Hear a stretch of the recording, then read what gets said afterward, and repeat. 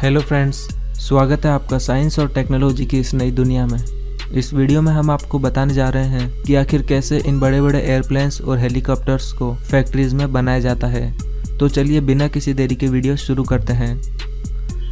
Airplane बनाने के लिए सबसे पहले इसे 3 अलग अलग हिस्सों में बनाया जाता है। फिर सबसे पहले इसके बीच वाले हिस्से को वर्कशॉप में लाया जाता है और फिर इसके दोनों विंग्स को इसके दोनों तरफ लगा दिया जाता है। दोनों विंग्स को अच्छी तरह से लगाने के बाद इसके पीछे वाले हिस्से को भी इससे जोड़ दिया जाता है और फिर इसी तरह से इसके आगे वाले हिस्से को भी इससे जोड़ दिया जाता है। फिर इन तीनों हिस्सों और विंग्स को आपस में जोड़ने के बाद एयरप्लेन अपनी प्रॉपर शेप में आ जाता है।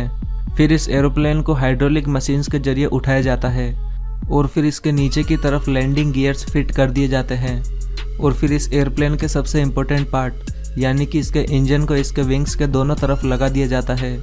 इंजन के लगने के बाद इसके विंग्स और इसके लैंडिंग गियर्स की अच्छी तरह से टेस्टिंग की जाती है और फिर फाइनली इसके इंटीरियर का काम शुरू होता है।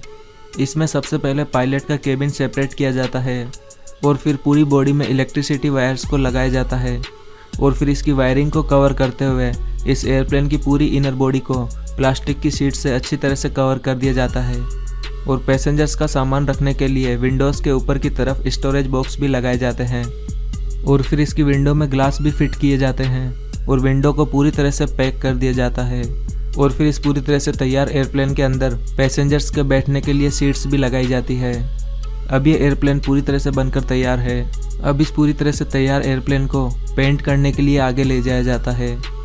यहाँ इस एयरप्लेन के सभी इंपॉर्टेंट पार्ट विंडोज़, इंजन और कॉकपिट को पूरी तरह से कवर करते हुए इस पर स्प्रे पेंट किया जाता है।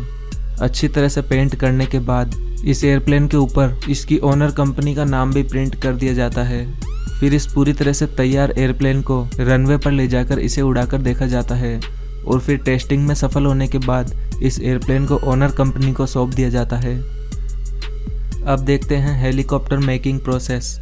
हेलीकॉप्टर बनाने के लिए भी सबसे पहले फैक्ट्री में इसके अलग अलग बॉडी पार्ट्स को तैयार किया जाता है और इस काम में हाई क्वालिटी स्टील का इस्तेमाल किया जाता है।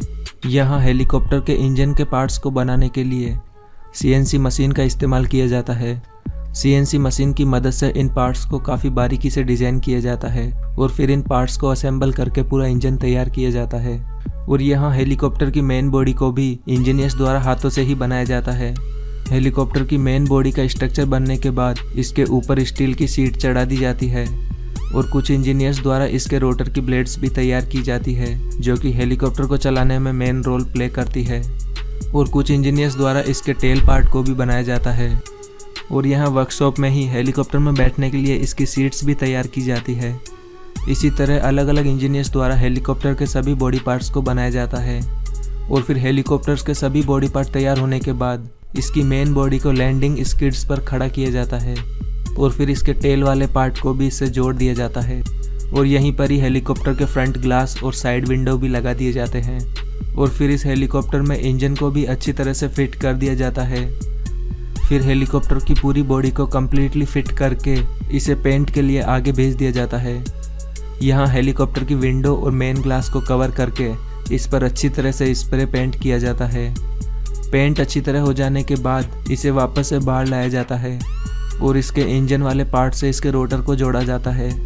रोटर लग जाने के बाद यह हेलीकॉप्टर पूरी तरह से बनकर तैयार हो जाता है। फिर वर्कशॉप से बाहर ले जाकर इस हेलीकॉप्टर की टेस्टिंग की जाती है और टेस्टिंग में सफल होने के बाद इसे इसके ओनर के पास पहुंचा दिया जाता है।